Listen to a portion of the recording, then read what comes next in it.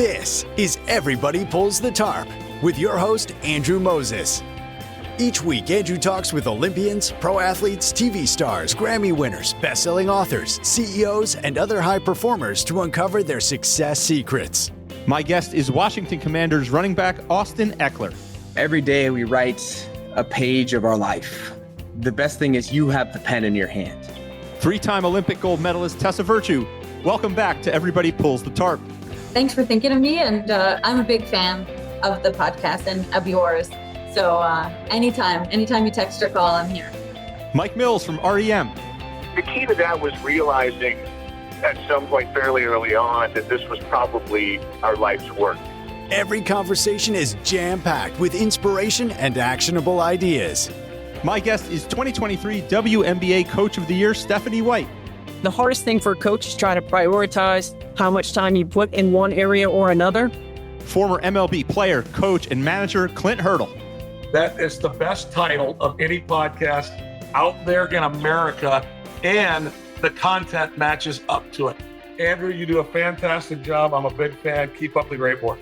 World-renowned organizing expert Shira Gill. You can improve your life simply by removing things. Get ready for a behind-the-scenes look at the techniques, processes, and mindsets powering the world's most successful people. Let's go. Hi, friends, and welcome back to Everybody Pulls the Tarp. This week, my guest is actor, singer, and disability rights activist Jenna Bainbridge. Jenna currently stars as Nessarose in Wicked on Broadway. My friends, Jenna's story is remarkable and history-making. So let me get this one set up for you. Ever since she was 16 months old, Jenna has been partially paralyzed from the waist down. Jenna is an ambulatory wheelchair user, which means she uses a wheelchair often, but is still able to walk short distances. She began performing at the age of 12 and has worked her way up in the theater industry ever since. In 2024, she made her Broadway debut in the Tony Award-nominated musical Suffs. It was a history-making role, as Jenna became the first wheelchair user to originate a role in a new musical on Broadway. Then in March of this year, Jenna made history again when she joined the cast of Wicked and became the first authentically disabled person to play Nessarose on Broadway.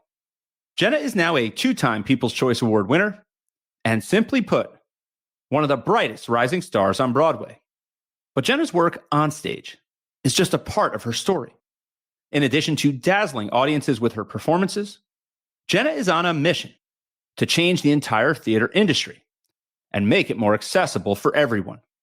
She is the co-founder of Consultability, a consulting firm that has helped improve accessibility in dozens of theater spaces across the U.S. In our conversation, we explore Jenna's journey and many of the ideas, techniques, and mindsets powering her success. Jenna also shared an incredible behind-the-scenes look into how Broadway works and what it takes to bring an iconic, history-making show like Wicked to life each and every day. This episode is filled with important ideas on how to create your own opportunities, collaborate effectively with others, utilize feedback for continuous improvement, create something that's uniquely yours, and so much more. My friends, Jenna's story is so inspiring, and I hope you take away as much from this conversation as I have. And as always, I love to hear your favorite takeaways from the conversations I have each week. So reach out on Instagram at AndrewMoses123 or find me on LinkedIn and tell me what you think. Oh, and one more thing. This podcast is presented solely for educational and entertainment purposes.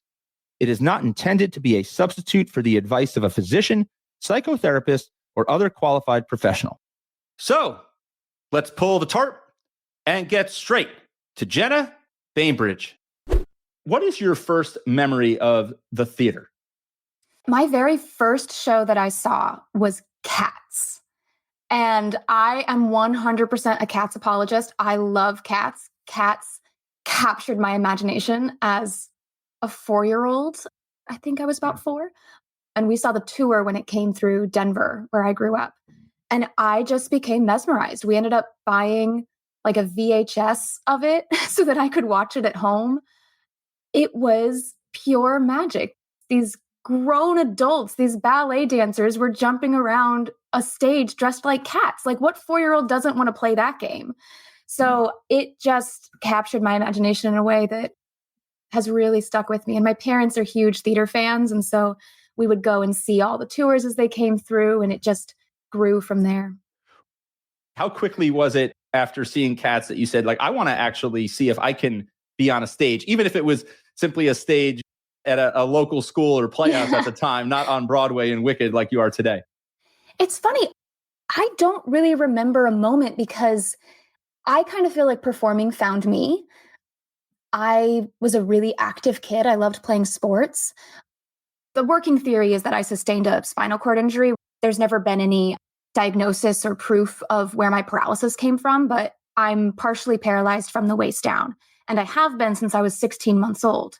So I always loved sports, but I also walk with a rather pronounced limp, and I'm not the fastest runner. And a lot of these things started to be viewed as detriments as I entered middle school and sports became more competitive. So I'd been doing karate, and I had been on a baseball team and a volleyball team, and I was skiing, and this was like my whole life was sports. And as those teams were less accepting of me, my mother very intelligently said, maybe we should find a safer environment. And she never told me that's what was happening. She just, rather than saying, hey, this isn't a good place for you to be, she said, Jenna, you love to sing. What if we auditioned for a choir this year? Oh, so sorry, you can't do choir and baseball at the same time. You have to pick one. So it felt like my choice, but it was her very smartly opening different doors and saying, you love to dance. What about doing theater? You love to sing. Why not join a choir? And theater and choir became my extracurricular activities. I'm curious, what types of resistance and challenges did you encounter when you made that transition from some of these sports and athletic activities to choir and theater? Because we all know that there's still limitations and things and impediments and barriers that get in the way and make things less accessible than they should be. Mm-hmm.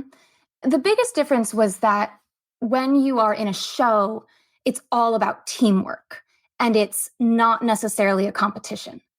The big problem became when I was in volleyball. A coach on the other team said, hit it to the crippled girl, which is not something that anybody should ever say and not something anybody should ever think. But, joke's on him. My team won. So it didn't really matter in the end. But my mom was like, this is not a safe environment. And that doesn't happen in theater. Theater is much more, we're creating something all together and you build something off of each other's strengths. So that became a very safe environment. There was also a theater company in Denver called Family Theater Company that hired entirely actors with disabilities. So I was surrounded by people with disabilities who were incredibly badass. And it gave me very good examples of how to live with my own disability and how to continue pursuing theater. But I have faced so much rejection in the industry. I've heard no more times than I can count. And I know that a large percentage of those is because of my disability. I've been told to my face, oh, we couldn't cast you this year because we're doing a dance show, when they'd never seen me dance. I'd been told, oh, well, we cast you last year, so we can't cast you this year because that'd be telling the same story, quote unquote. When they cast every other actor was the same actor from the previous season. I know those things happen, but at the end of the day, I kept booking. So if one door closes, just go knock on the next one. And I kept putting myself into the room again and again and finding the next opportunity. And it was always my goal was I want to be so good that they can't tell me no.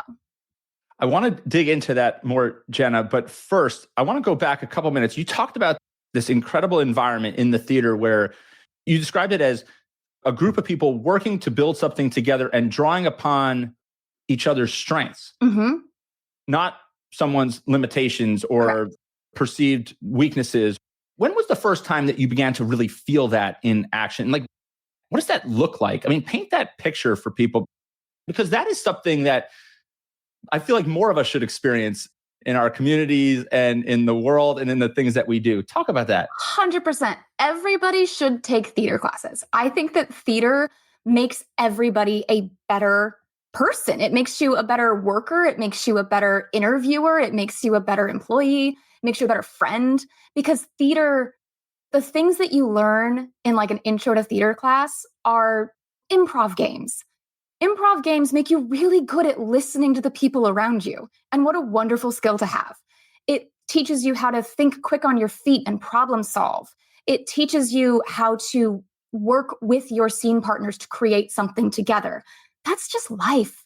So what I love about theater is I think people think of directors as being like a monolith and it's their idea and they're shaping everybody to fit their vision. But the really good directors, it's the opposite. They're simply a filter. They have a vision, but they are working with everybody else's strengths to make sure that we're telling the same story. So when you come into a room like that and you say, it is your job to know your individual part. So if you are the scenic designer, you know how to create that set and build that world. If you are an actor, you know your character very well. So I might come in and say, here's my vision for the character. And the director will say, great, let's play with that. We'll start from what your vision is and we'll shape from there. And when you're taking the best idea from 30 different people and filtering them into one production, you have a great production. Knowing that you are not the smartest person in the room is one of the most important traits in a good director. And it builds an environment where everyone works together. Everybody pulls that tarp. Everybody pulls the tarp. I could not agree more, Jenna. You had determined that you were going to become so good that people could just stop saying no. So let's talk about that. Like, what did that look like when you kind of went all in on saying, I'm going to get really good at this craft? Take me through that phase of your life a little bit. We were saying the other night in the dressing room that one of my dressing roommates, Jennifer, has a toddler. And she was saying that her toddler is incredibly independent and keeps saying, no, I do it. And I was like, I think if you polled everybody in this theater, we would all have that trait in common from a very young age. That fierce independence and that drive to do it ourselves is, I think, almost a requirement to make it to Broadway. And for me, it meant that I was in voice lessons from the time I was 10 until still to this day. I take voice lessons. I was in dance classes multiple times per week sometimes. I was in theater classes. Every single summer, I would do these theater intensives where I would go to a camp for like 2 weeks and really, really focus on scene work and world building and all of these important things. It was constant. Throughout middle school and high school and college was doing 2 shows at a time most of the time because I would do whatever the school show was. And then I would go be in a community show as well. So I would be sometimes doing 3 shows at the same time and trying to keep them all straight in my head. And it would mean that I would leave for school at 7 o'clock in the morning and I would get home from rehearsal at 11 o'clock at night and I would do it all again the next day. And that was my life from the time I was about 12 until the time I graduated college. And then I could make it just my full-time job. But even then it was still, I'd go and work my day job at 8 a.m. and then I would be in rehearsal until midnight. It is so interesting, Jenna, as I think about our conversation so far, these 2 worlds that you kind of live in, this one that is like requires, like, as you said, to be successful and make it to Broadway, you have to have this individualized self-motivation and this willingness and desire to just go make it happen. Do it yourself, as you said. But at the same time, once you get to the theater, it's this incredibly collegial, team-oriented experience. And I just think, yes. And I am a huge believer that like you can be multiple things at different times. One of the ideas that we explore a lot in the conversations that I have with the world's top performers is this idea that in many ways, like our strengths can also have like a downside, right? Like there's a downside to being like so obsessed with something that you want to get good at and elite at, right? But it's all about balancing those 2 things. And I just think it's really, really neat how you and so many of your fellow actors in the theater world can balance these 2 seemingly conflicting ideas of individualism, but also collaboration. Yeah, they feel conflicting, but they're so symbiotic. It's, you want to be your own harshest critic in some ways. You want to push yourself to be getting better, but that also means that you are cheerleading the person next to you because you also want them to be the best version of themselves. So you're always pushing each other to reach the next level. And once you get into the room, I say that being on Broadway, it requires some luck, but you have to be ready to jump when the door opens. But more important than that, you have to be kind. People have to want to work with you. So there's all of these levels. You have to be driven to get there and then kind once you arrive. I've always found it to be just a really wonderful thing that everyone is working so hard and so driven, but also loves each other so deeply and is very kind and considerate. That those are the rooms you want to be in. There's always going to be those cutthroat rooms too, but the rooms you want to be in, the rooms you want to stay in are places like Wicked, where everyone is so kind and so loving and so supportive. And that's what makes our show magical. That's one of the central points of our show, is that friendship is important, that friendship can change the world. Loving somebody can change the world. So we want to reflect that backstage as well. And it really shows. So let's dig into that a little more, Jenna. So let's talk about that path to Wicked. So when does the idea of being a professional actor start to come into focus for you? When do you first realize that it's even a possibility? Forget Broadway for a second, but professional actor, when does that first come into focus as something that you feel like is attainable? I think I was in college. When I was applying for colleges, I really needed a scholarship to go to school. And I knew that academic scholarships only really got you so far. And so I was like, well, I'm a good singer. I will audition for music programs and for theater programs. And I ended up getting into the Lamont School of Music in Denver. And while I was there, I was like, well, I'm in an opera program. I'd really prefer to be doing musical theater. So I'm just going to audition for things. I'll just stay busy. And while I was in school, I started working at union theaters and I started getting all of my credits to join the union. And I was like, this could really be possible. I'm getting leads at all of these theaters. They don't pay terribly well, but if I work a day job, this is totally sustainable. And I loved doing that. I did that for years.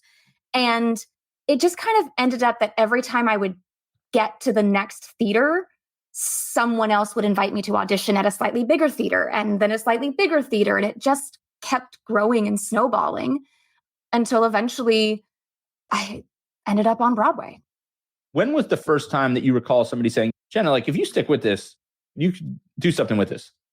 These theater camps that I went to, I had a few really important teachers that pulled my parents aside and said, Jenna should really consider auditioning for larger companies.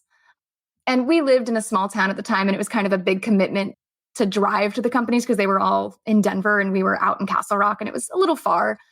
So I kept doing the school productions and local community theater productions. And then when I got to high school, we were doing Joseph and the Amazing Technicolor Dreamcoat. And I was cast as the narrator. And the director, a woman named Doc Brown, once again after the show, pulled me and my parents aside and was like, no, you don't understand. I have been teaching theater for 30 years. And we don't have many, I can't remember very many students like you. And it was just a kind of a light bulb of like, oh, is this something I can continue doing? And that was the point where I really started diving in with more professional productions and really starting to dream bigger. Speaking of dreaming big, in 2024, you became the first wheelchair user to originate a role in a new musical on Broadway when you're in Suffs. Talk about that. How did that role come to be? And then we'll get to Wicked, of course. Yeah. So Suffs was kind of an anomaly. Before the pandemic, I was working at Oregon Shakespeare Festival. And when everything shut down, in order to collect my unemployment, I was still required to submit my resume for jobs and submit audition videos in my case. And there just wasn't very much happening. And so I took it as an opportunity I'm going to send in a video to every dream job. Everyone's on an equal playing field right now. It doesn't matter where you live right now. Everything's online anyway. So why not? Why not submit for Phantom of the Opera on Broadway? Why not send in a video for the tour for Oklahoma? And one of those auditions that just as I was scrolling through the Equity website looking for auditions, it just said a new musical at the Public. And the Public is where Hamilton came from. It's where A Chorus Line came from. Like, new musicals that start at the Public tend to go far. So I was like, well, that sounds amazing. I really love doing workshops. Workshops are early readings of shows. And so you end up making a lot of changes every day and learning new music every day. And I found that idea really exciting. So I sent in just a random YouTube video. I don't even think I told my agent because I was submitting for so many of them. She was like, just don't worry about it. Just like submit yourself. It's fine. So I sent in this random video, didn't think anything of it. And then like months later, get an email asking for a callback. And so I did a couple of video callbacks and then I did a Zoom callback and they offered me a position in the workshop and flew me out to New York. My sister lived out here, so I stayed with my sister during that workshop. And it just went from there, but it was kind of a fluke. I found out later that it's called the Equity Principal Audition, an EPA, and they're open to everybody. I found out that during that EPA for Suffs, there were like thousands of people who sent in videos, and they ended up casting 2 from that bunch. All right, everyone. We'll get back to the conversation momentarily. But first, I want to tell you about my free weekly email newsletter, Tarp Pullers. Each week, I share an uplifting and inspirational tarp pulling story that is sure to brighten your day. And I also highlight some of the most powerful ideas I've learned on my journey talking to 200 and counting of the world's top performers. The newsletter is short, concise, and a reader recently told me this. She said it makes her day every time it hits her inbox. Go to everybodypullsthetarp.com/newsletter to sign up today.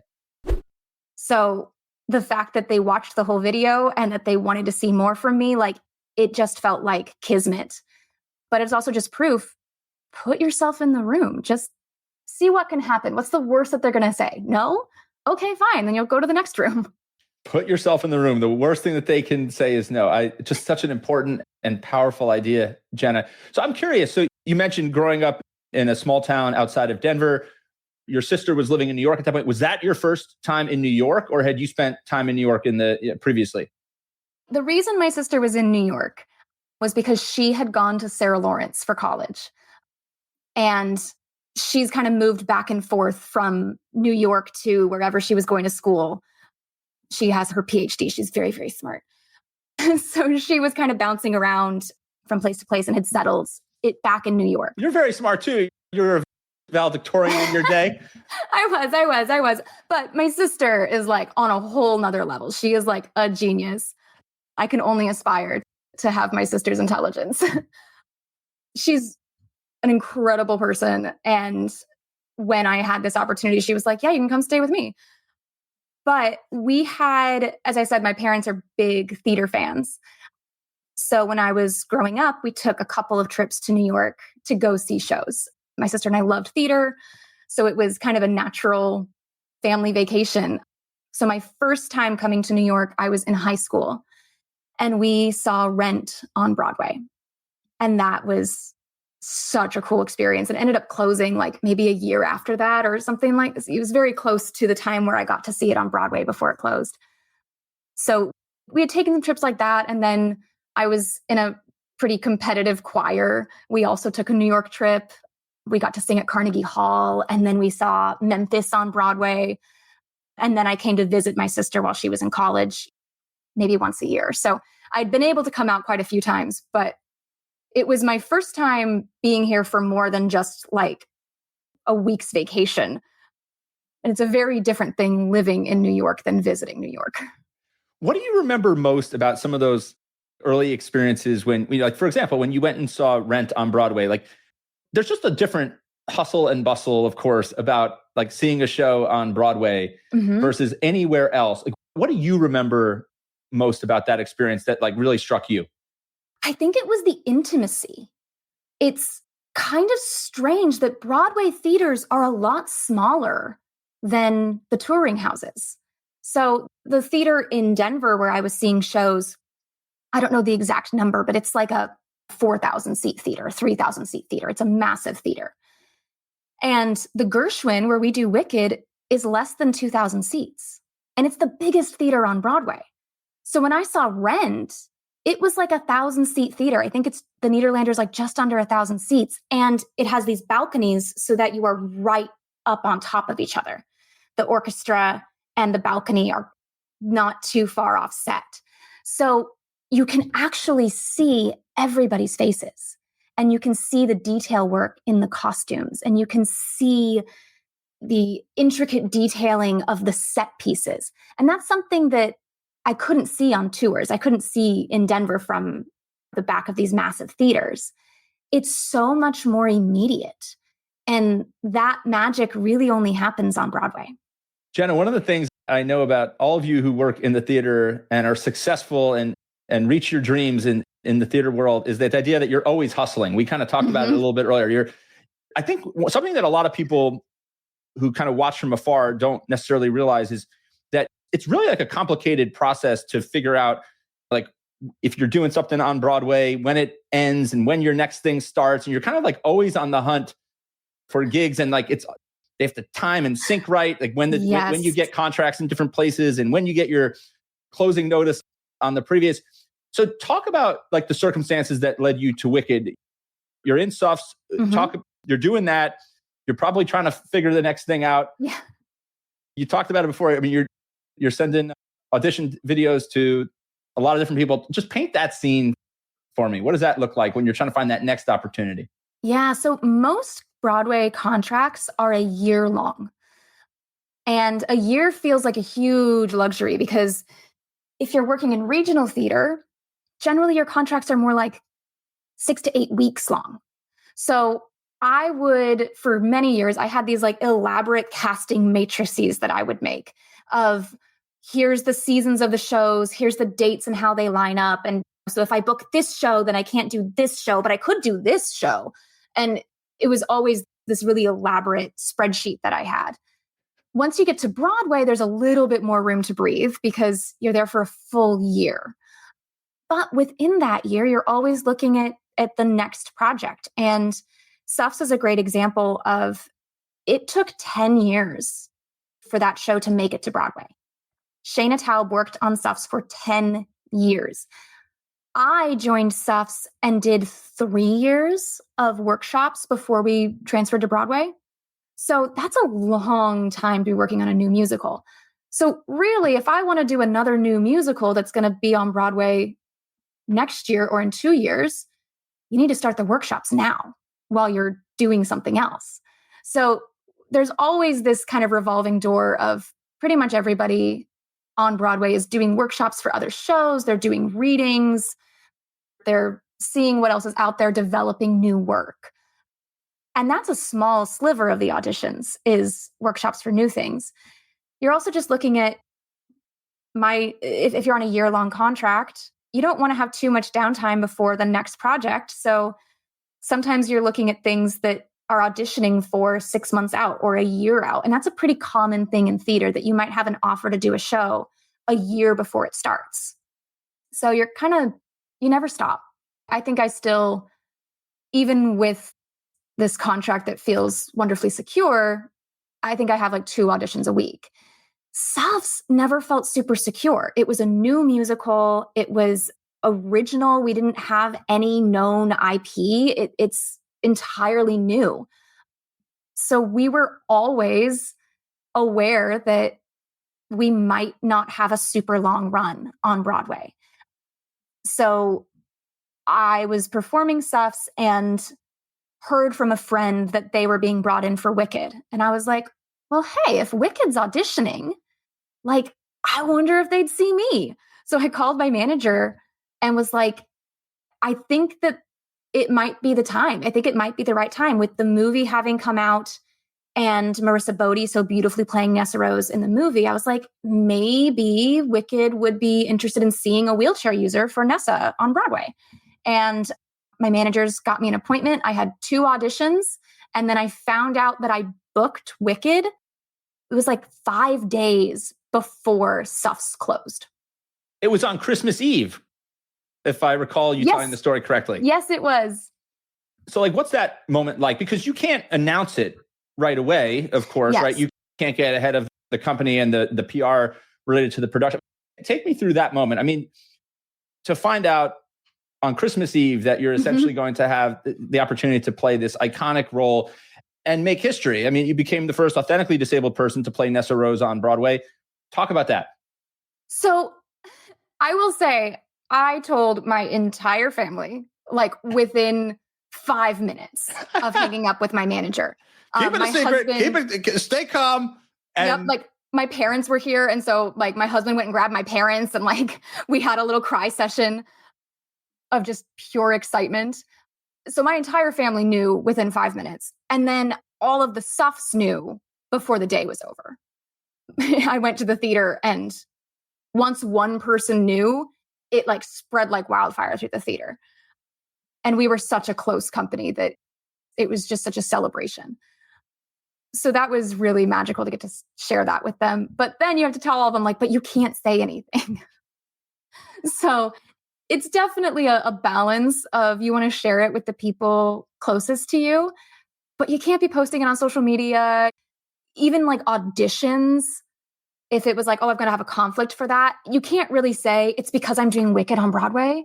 You're just like, oh, I'm sorry, those dates don't work for me. And it's like a vague answer. So it's kind of a balancing act, but you just want to yell it from the rooftops and you have to wait until it goes through the big press machine, which was such a hard wait because they didn't announce my casting until like February. So I knew for like 2 months and couldn't tell anybody. Jenna, I'm curious, once you kind of get through that initial wave of emotion, when you find out that you're being cast in a role like this, it's obviously one of the biggest hits in Broadway history, Wicked, 4th longest running show on Broadway. It's about 22 years it's been on Broadway. How do you start processing the idea of like taking an iconic history-making role and making it yours? Like, this is always something that I've been fascinated by about like the theater, right? It's you're playing a role that other people have played for years and you need to make it your own, but you also need to be true to the role. Like, talk about that. Like, how do you start reconciling all that? That's something I've always been fascinated by. Yeah, it's an interesting process, but weirdly, like high school theater and community theater and regional theater prepared me for that because that's generally how you're doing a show. If your high school announces that they're doing Oklahoma, you've got, 80 years of productions of Oklahoma to draw from. So I think some of it, you kind of learn from like, what were your favorite takes on it? And you draw from those. And if you take one thing from this actor and one thing from this actor, it's going to feel different because it's you performing them, but also like you're just taking little pieces, all the best parts. But the other thing is that if you are really authentically playing the character, it's coming from you. It's coming from your own lived experience. It's coming from your own lifetime of knowledge, because you can't really act something you don't relate to or don't understand. So you might not have had that exact thing happen to you, of course, but you draw on your own life experience to tell the story, and it automatically makes the character different. And it makes it different from like just doing an impersonation or a parody of something, right? Where you're like, I'm just going to kind of copy what they're doing. If you're really feeling those emotions, it's going to automatically come from you. So when I approached Nessa, I knew automatically, like, I am an authentic wheelchair user playing this part. And that is different from every previous girl who's done this on Broadway. So how can I bring that to this character? And it really changes your approach when, in my life, I use a wheelchair and I am highly independent in my chair. And this Nessa is not as independent in her chair. Her chair weighs a lot more. Her chair is frequently being controlled by other people. And for me, instead of that being about the wheelchair and about access, it became about autonomy. So my entire character arc, I really think about Nessa's autonomy and her trying to regain that throughout the show and have independence throughout the show, and constantly being met with tension. And I think that approach has really shifted how Nessa comes across for the audience. Jenna, I'm curious. You talked earlier about how the Broadway theaters, they're intimate and they're small. We also know that Broadway theaters are in incredibly old buildings. Yes. From what I've gathered and seeing some of the behind the scenes that you share, the backstages are like these labyrinths of small spaces where a lot needs to happen. Talk about some of the accessibility concerns, because this is something you're not just leading the way in terms of playing this important role in one show. You are leading the way from an accessibility perspective in theater in general. And you have your own consulting firm called Consultability. You're doing a lot of advocacy work. So just give me and people listening just a sense of like, when you're talking about like an old theater and all that's going on backstage and some of the complexities that come with the accessibility idea. Yeah, accessibility is such an interesting word because access is not one size fits all. And I think that people assume that the ADA is this like gold star standard of if you are ADA compliant, you win. And that's really not the case. The ADA is a guideline, and it's kind of the minimum for accessibility for a wide range of disabilities. When you're looking at individual access, it needs to be more specific and it needs to have more conversation and nuance. So access really is a conversation that we're good at having outside of disability. If you work in an office building and you've ever asked for like a standing desk, that's an accommodation, right? Or if you've asked for a different chair that has better lumbar support, that's an accommodation. Or maybe when you're negotiating your contract, you're asking for like, I'd like to take Monday off instead of Sunday off. Like, these are things that we're kind of used to people asking for and changing. But when it comes to disability, people don't know how to have those conversations. So I think that there's an assumption when you meet someone with a disability about what their access needs might be, but that's an assumption. Actually having that conversation with somebody, you're going to learn a lot more about like, what do they need? So as you said, space backstage is at a premium. It is really tight quarters and they're really old buildings. They were built long before the ADA was ever even a glimmer in someone's eye. The building that we did Suffs in is from like 1918, something like that. So these are old buildings. They've got a lot of stairs. They've got a lot of issues. But what we found was just doing a quick tour of the space allowed me to be able to say to the team, to the producers, to our company managers, here's the 3 things I need to make this really accessible for me. And it was adding a ramp to the stage door, which was hugely beneficial for all of our audiences too, because it meant that our stage was fully accessible for our entire audience. And stage door experiences are really magical, and getting to come backstage is really magical. And that was now accessible. So that was the first thing. The next thing we did was build a dressing room that was accessible to me. And it was on the stage level, had a bathroom in it. Before that, there was no ground level dressing room. So after we left, they left that dressing room up and the next show used it. They wanted it. They were like, yes, this is fantastic. We want this space. So it benefited the next show. And I think that's something about access that people don't think about, is that it really does benefit everybody. If you build it for one person, there's going to be somebody else who wants it. When I came to Wicked, they've been running for 22 years. And I had some questions about accessibility. Like the big one I had was there's some steps up to the stage. And I was like, is there a handrail? Is there something I can hold on to? And they were like, oh yeah, of course there is, because we've been doing this for 22 years and multiple people have requested handrails over that time. So like, yeah, there's handholds. There's handholds all over the theater. It wasn't even something that I needed to ask for. It was already there. So having that conversation, I think people assume that because I'm a wheelchair user, that there's going to be limitations to my mobility. And there are. They're just not the limitations that people might be expecting. Jenna, I am curious, as we start to get ready to wrap up our conversation, have you taken a moment through all this in particular, the time that you've been on Wicked, and thought to yourself, like, there are people coming to see me just as I went to that theater years ago and watched Rent and became inspired and motivated. Like, have you taken a moment to think about that? I think about that every single day. I think about how important it would have been to me to see a disabled person on Broadway. I never saw that. I never saw that. And the current generation is getting to see that. They're getting to see themselves fully represented on stage. And when you see yourself, it opens up your imagination of what's possible.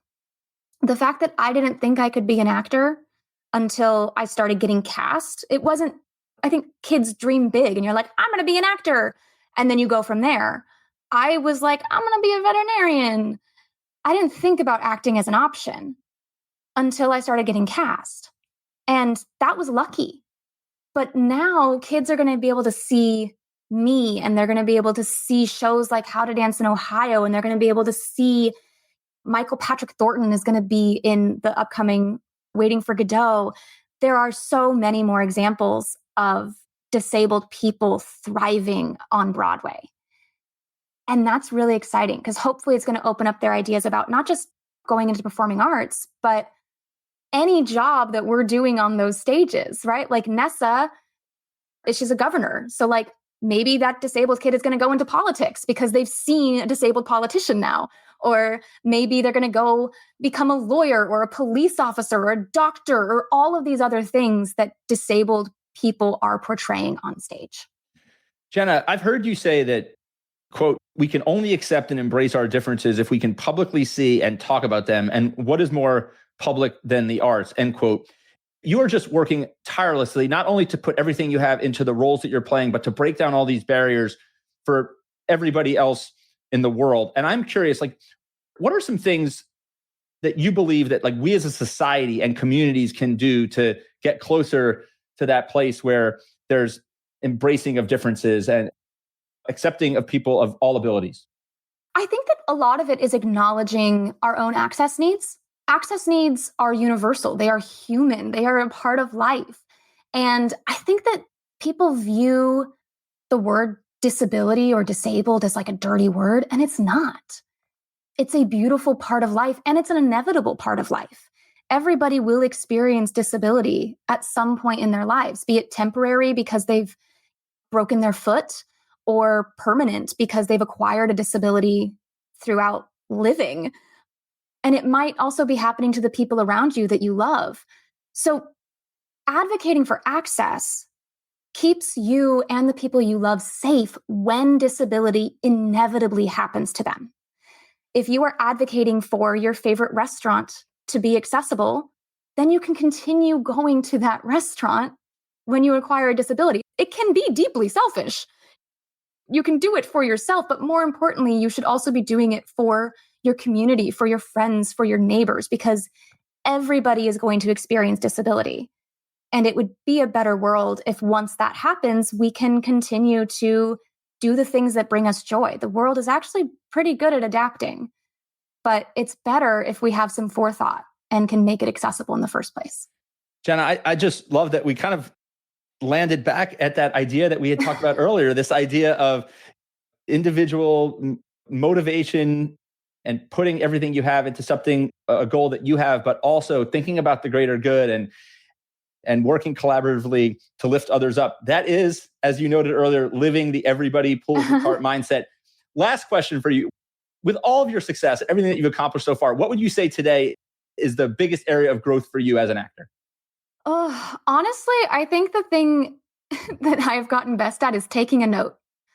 I think that oftentimes when you're kind of a younger actor, when you get notes, it can feel like an attack, right? It's like, oh, I've done something wrong. But a note is just someone wanting you to improve, wanting you to grow, wanting you to change. I love getting notes. I go to dance classes and voice classes and acting classes. Specifically, I pay people to give me notes, help me improve, help me become the best version of myself. And you can also take notes in life. It's not just about your job. Taking notes is a great way to just grow as a person and grow in whatever your industry may be. Jenna, so well said. I could literally ask you questions for hours, but you have been so generous with your time. I have absolutely loved this conversation. I have learned so much and just can't wait to see all the things that you do on stage and off of it to lift others up and help our world become a better place. Jenna Bainbridge, thank you so much. You are forever a part of Everybody Pulls the Tarp family. Certified tarp puller, my friend. Oh, love it. So excited. I'm going to pull that tarp all day. Pull that tarp all day. We'll have to do a part 2 sometime, all right? Yes, please. This was so wonderful. We'll talk again soon. Thank you for joining me this week. Be sure to subscribe in your favorite podcast app so you can catch all of our upcoming episodes. And if you're like me and want a world full of tarp pullers, then leave a review to help others find us. You can also follow me on Instagram at AndrewMoses123 and sign up for my email newsletter at everybodypullsthetarp.com/newsletter. I'll share tips and insights to help you achieve maximum success and happiness. Until next time, keep pulling the tarp.